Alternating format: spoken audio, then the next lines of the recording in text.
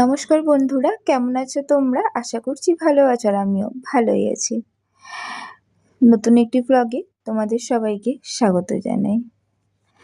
আজ আমি বাড়িতেই রয়েছি, শরীরটা কয়েকদিন ধরে একটু খারাপ যাচ্ছে বলে তাই সকালবেলা ঘুম থেকে উঠে আমি একটু খেয়ে নিলাম হরলিক্স।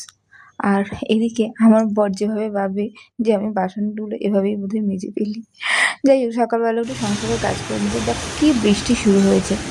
যদিও আমার বৃষ্টি ভালোই লাগছে, বেশ বাড়িতে থাকছি আর বৃষ্টি হচ্ছে, ভালো লাগবে না? এটা তো হতেই পারে না।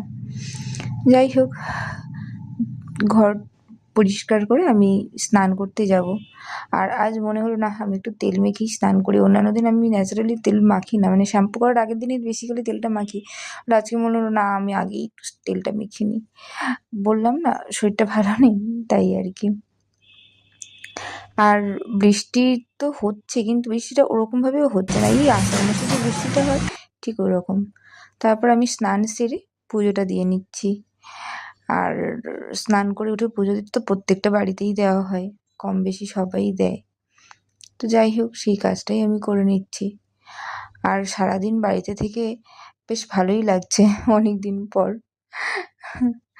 যাই হোক, তো আমি স্নান করে পুজো টুজো দিয়ে এসছি।